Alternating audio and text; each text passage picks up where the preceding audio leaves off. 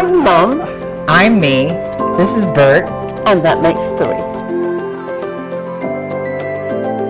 Hey, join Mom and Me and Bert too as we travel this great nation exploring sights you may never see and more that you want to go to right now. As we travel along, we're going to visit friends, family, people that we've met, meet new friends, share their stories, and a lot of wisdom along the way on how to do this whole RV life thing. And remember, sarcasm is our love language, so please indulge us.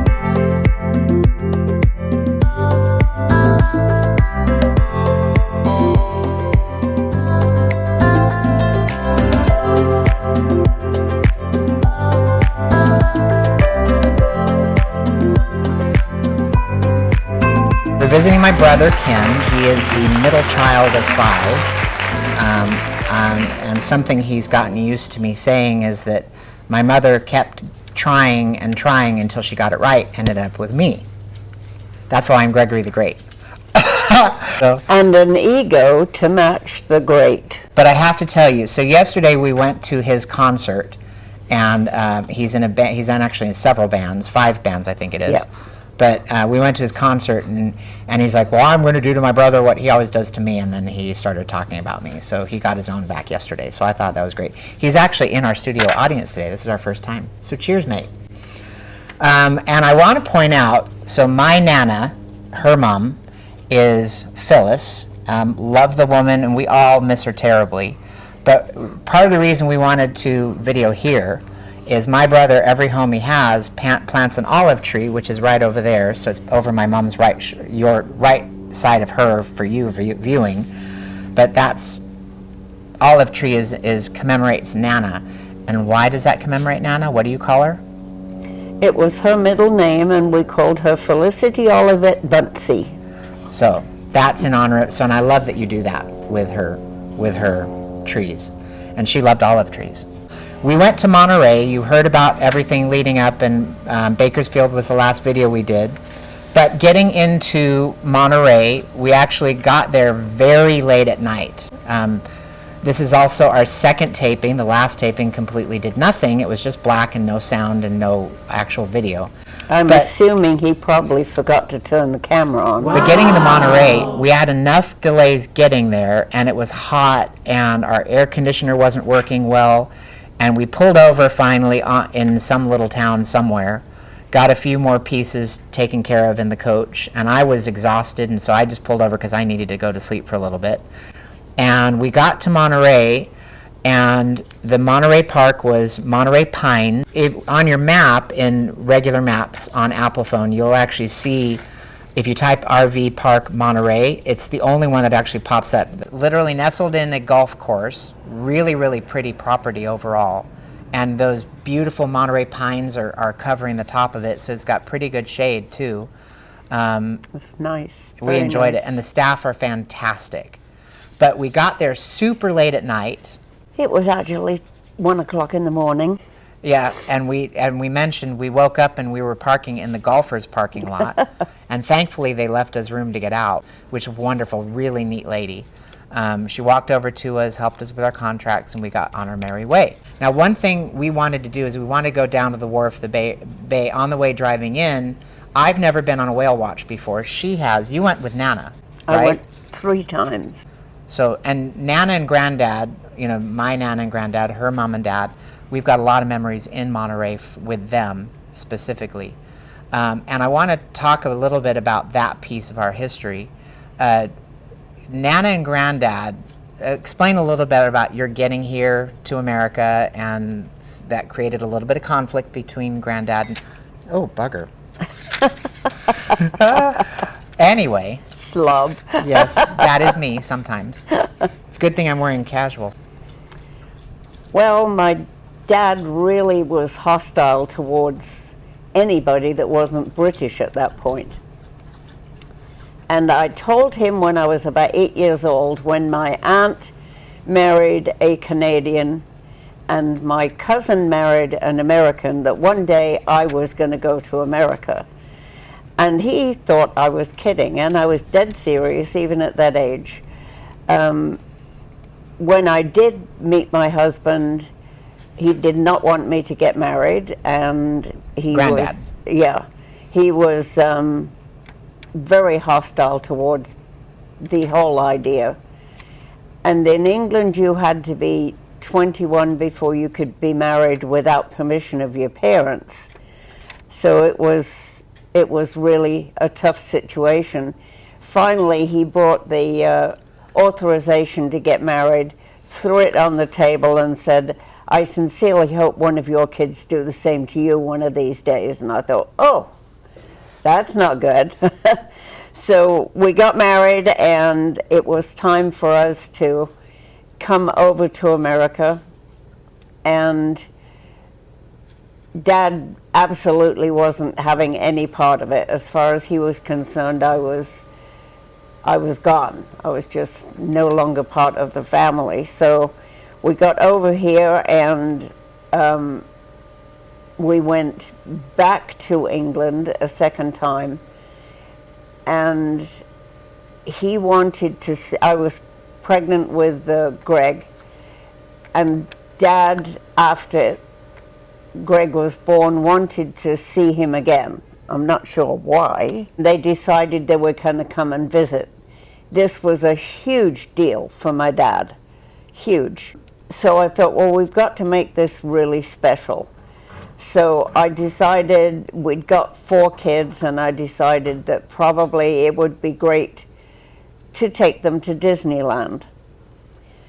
Well, we were broke. We were poor military. My husband was a staff sergeant in the Air Force, and we just didn't have much money. So I took a job as a barmaid in a motel that was close to us. And then I also took a second job as a motel maid. And of course, then I still had a job taking care of the 4 boys. So all in all, it was pretty crazy. And I worked, I want to say probably about 4 months at the 2 outside jobs, and still taking care of my children. And got enough money that we could actually afford a motel room. So that was when we first went down the coast to Monterey, and my dad saw the lone pine tree.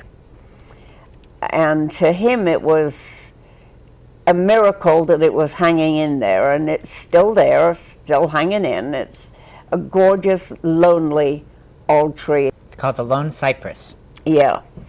So that became his favorite spot in all of America, because the sea is right below, and it was always an angry sea in that particular spot.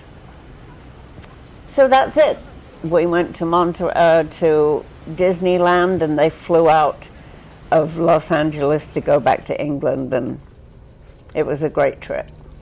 And I got to tell you, that trip, as little as I was, planted inside of me the desire to travel, number one, but also so many happy memories.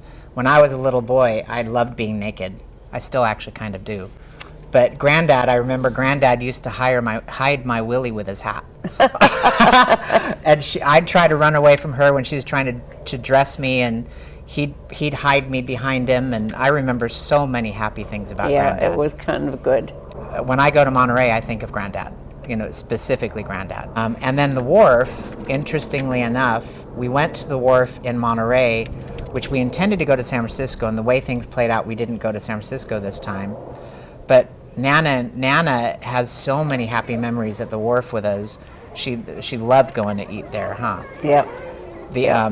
Because clam chowder or shrimp on the wok or something like that was something we always enjoyed. So at Monterey, we went to the wharf first. I have never been on a whale watching. She's been on one with Nana. So we decided to do that first. And we went to the wharf. This is another thing I was explaining to my brother.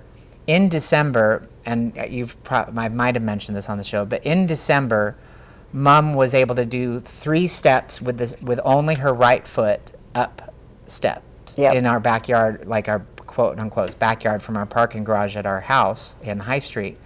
In San Clemente, there was that rooftop party. My mom was able to go from 3 steps in December to a full flight of stairs with both feet in that short of a window of time. In January, we were sitting at market, and I was watching my mom walk from our building literally across the street to where we sit at the coffee shop, which is the Stir on High Street.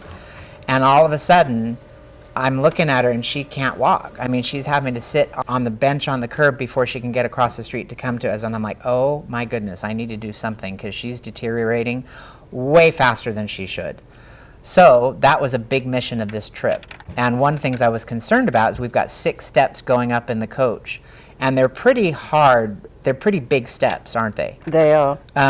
But we had an agreement when we first started living side by side, probably 6 years ago, is I'll do everything you can't do, but you have to do everything you can do, and I'm not going to help you. I'm there and I'm available to help her, but she has to make her own effort to get up there, and I'll steady her or whatever, but I'm not going to help. She has to push through it. And you're getting pretty good at the steps, like in a very short order of time. Yeah. So Not we get bad. to the wharf, and the reason I'm mentioning this, we get to the wharf, and there's quite a bit of walking in Monterey. We get into the wharf, we stop at a shop, we buy a magnet for our fridge, which I'll show you that, all of the magnets that we're collecting. But we're walking down the wharf, and we stopped at the first restaurant that might possibly have clam chowder, because we love clam chowder, which is a Nana Memory. And the second restaurant on your left, I have some notes now. The second restaurant on the left is called the Old Fisherman's Grotto. That's the one that has been #1 how many years in a row? 19 years. Yeah, 19 years in a row for their clam chowder. And we ate at the first restaurant, our lunch. We did end up getting clam chowder after our whale cruise. And oh my Lord, it was seriously as good as, if not better, as what you get in Fisherman's Wharf in San Francisco, wasn't it? It Yep. was ridiculous. So, and their bread was San Francisco sourdough, which is always wonderful. But the other thing I want to mention about the restaurants is if you're going to go whale watching and you want to eat dinner at the Old Fisherman's Grotto, if you don't get a reservation, you're not going to eat there unless you wait an hour, at least an hour. The whole time we were standing there, it was an hour wait. So we just got our clam chowder and ate it on the pier. But if you get a reservation, then go to your whale watching, then come back to it, it'll be perfect timing. So the next thing that actually worked beautifully is, remember the parking lot I was mentioning, and it's right on the street, and it was the closest place I could park for her, and I found it purely by accident. Remember what I said about my mom with the walking and all that stuff? We were able to walk from Fisherman's Wharf all the way through town, all the way to the parking lot. She still stopped a couple times, but what a difference. And you are gaining strength fast. Like, it's remarkable, isn't it? I was nearly dead by the time I got to the car. And you remarked, she was, but how much different was that for you? It was good. Because she was that dead in 150 feet, and now she was going a whole day. And you probably walked 2.5 miles that day. I would think it was a good 2 miles anyway. Yeah, I was impressed with how much you've changed and how quickly you've changed. We wanted to go to the coast and see that lone cypress that we'd mentioned, and I've never seen it at sunset. Doing the things in the order that we did, it got us to lone cypress quite literally 15 minutes before sunset. Yep. And you'll see the photos. Oh my gosh, it was beautiful, wasn't it? Absolutely It was. stunning. So it takes 17-mile drive up in your regular car, because that road is a little bit twisty and turny, and you don't want to take an RV up there. That's Highway 1, which is not terribly wonderful for RVs, right? Correct. So when you get up there, you get to the Lone Cypress area, you're going to park, and there's kind of like a wood decking that you can go down a little bit, and there's like this ramp where you can look at that bay.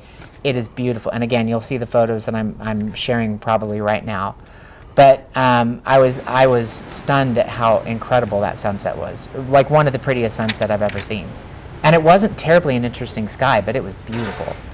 So the timing works out perfectly. I did my menu to comply with Marcel and our new menu for this week, huh?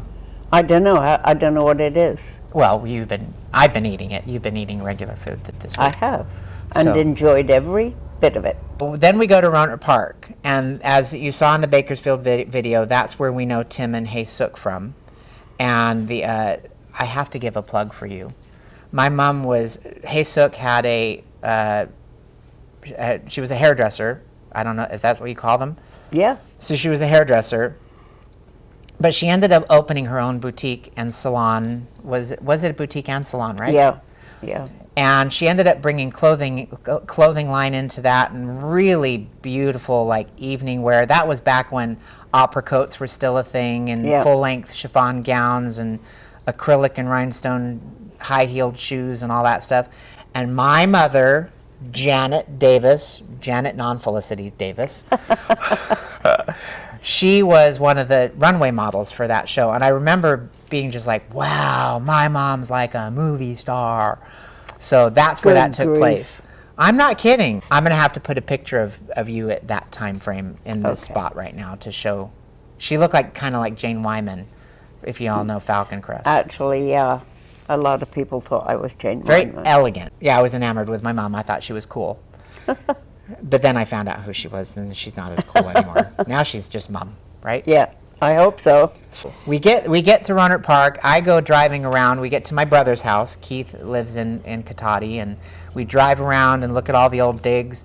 In fact, there was a little grocery store we used to walk to as little kids, and it's still there. We actually got dinner there one night and had a good old fun time and went to Beth Court where I lived. Our handprints are still in the backyard. But that old house, your first house, really, first house you owned, period, right? Yeah. So how did you go through saving up enough money to buy that house? Because that was really, my mom is the one who got the house to happen. Yeah. That was not a good time. My husband was an alcoholic and a gambler. And sometimes the money to buy food, we ate an awful lot of hamburger and beans, I tell you.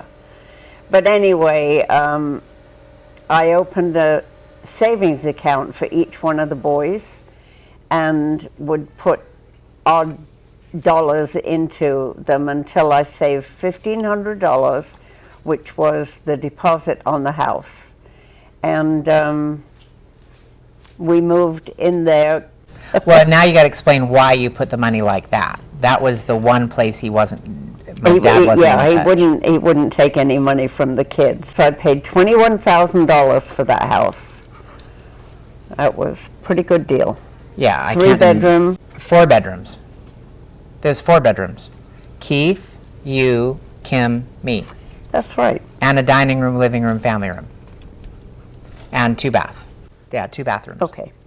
So they ended up,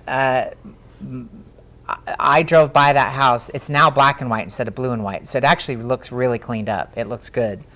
But Mom, in the front yard, on either side of the living room window, which is the one that one of my brothers got thrown through that plate glass window. I just had to put in that dig because the one who did the throwing is here. It's funny. It's all time water under the bridge. But she ended up graphing. What were the plants called? What type of plants were they? I've forgotten. But they were 3 different color, red, white, and blue flowers were grafted into the same bush. And those 2 plants are still there, and they're still growing different colors. Which, for grafting, that's wildly a success. For that many years later, for that still be growing the flowers, that's crazy. So I was impressed to see that, and our handprints are still in the backyard, as I said. But the other thing I thought was funny, I took a close-up picture for her. My bedroom, when Gary moved away, I got that bedroom because it was Gary's bedroom first. I was in the dining room at that time. But I got in there, and she allowed me to do it however I wanted. So I think it was for my birthday that year. I wanted astronauts. I loved aeronautical stuff, but they ended up painting my whole room red, white, and blue, and my blinds were blue. Those same blue blinds are still in the window. I couldn't believe it. They've been there I'm old.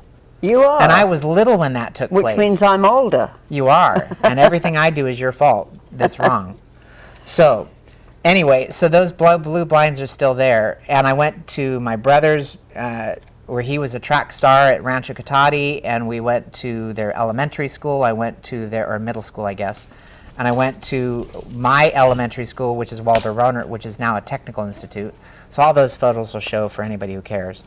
And then we went up and visited I actually got to visit with a few of my friends from high school, and I'm an idiot. I completely forgot to take pictures of any of them. Then I finally get to another one of they're called Discount Tire in Arizona, but they're America's Tire in California. I get to the second one of their shop. They've got them for me, and I drive up, and I'm in the parking lot, and I'm looking around. I'm like, I know this place. And I turn around, and my first outside job was at Coddingtown, and that's where I'm at, and I had no idea that's where I was. And so I used to work as a gift wrapper in Coddingtown at the Emporium Capwell, which is now Macy's. So I was like, it was bizarre. So that video's in there too. Anyway, so we got that all done. I got my workout done at Crunch Fitness. If you're traveling, Crunch Fitness, I will tell you, is very, very, their workout equipment is cool. Really, really liked it a lot. And what kind of a deal did you get at Discount They gave Tire? me discount.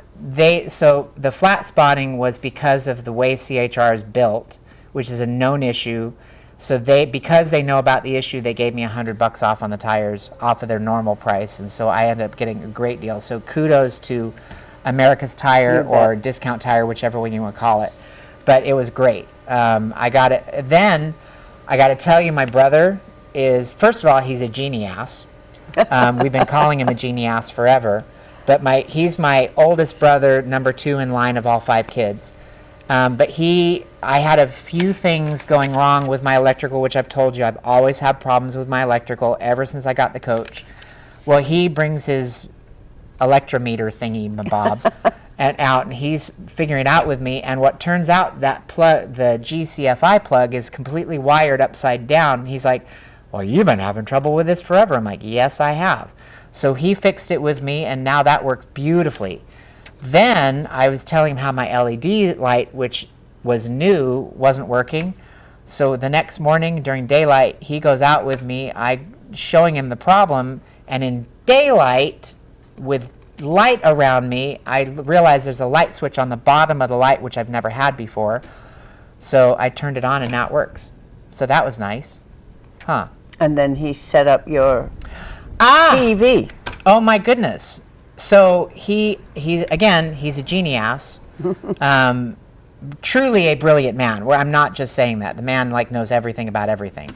But he ended up helping me set up my our Starlink. Yep. Got that all. He was able to check all my ports. He did a number of security things on my computer and that system, and got everything working well. So really, really, really, really, really, really helpful. Then we get up here to my brother's house, and I got to tell you, on my way up here with my mother, it got to the point where we weren't talking much. No, we were both tired and fed up. So, and we were kind of irritated with each other.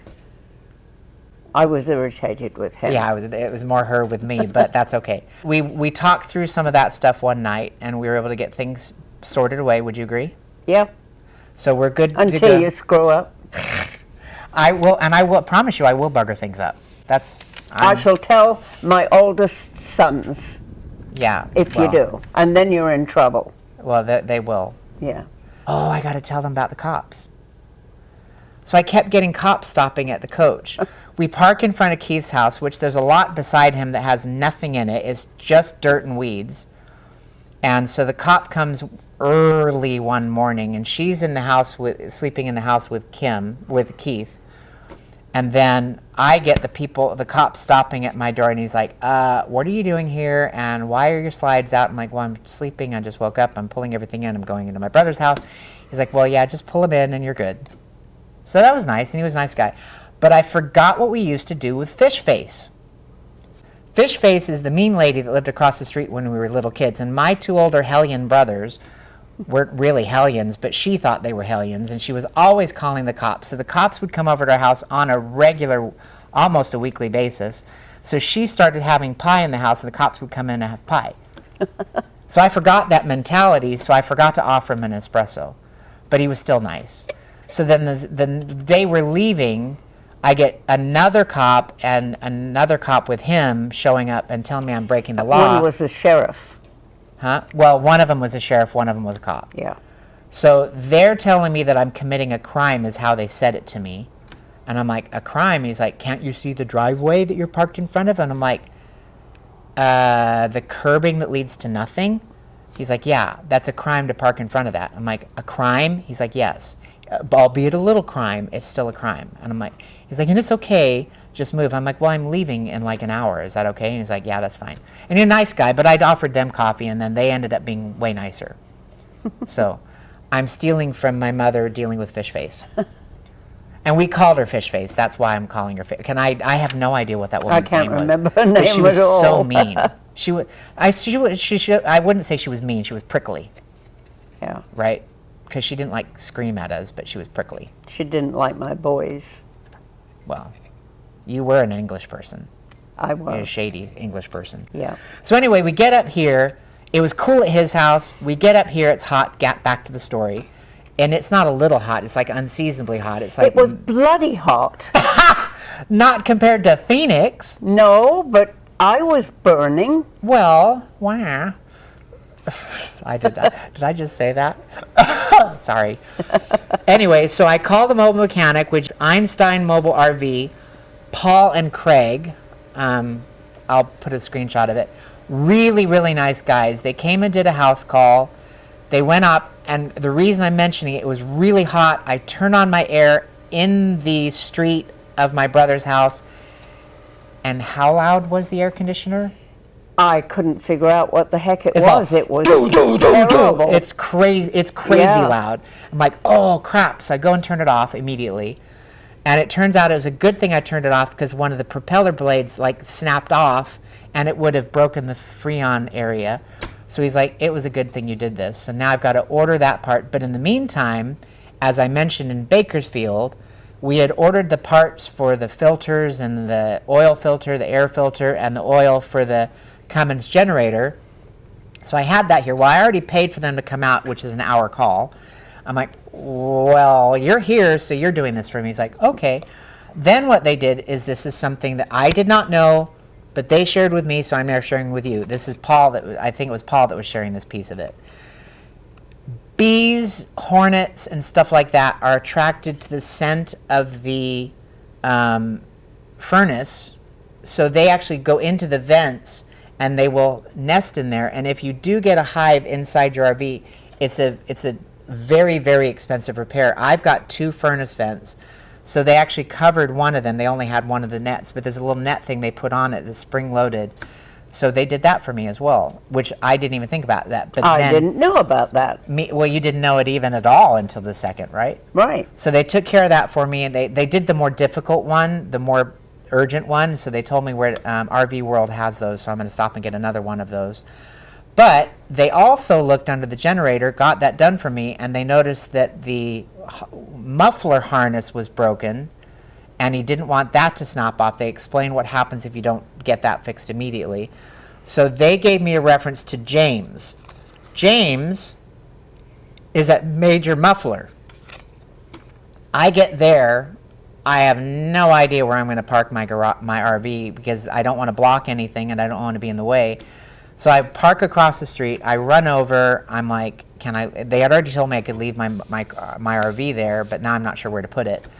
So he's looking at his calendar. He's like, if I don't do this today, I'm not going to get it done. He's like, my tomorrow is crazy. So he's like, bring it over. We're going to do it right this minute. Now, I'm on my way to the concert with my brother, and I'm like, ooh, got to get it done. So James was fantastic. Literally pulled it in that minute. He ends up putting on the bracket, gets the harness fixed, charges me $20.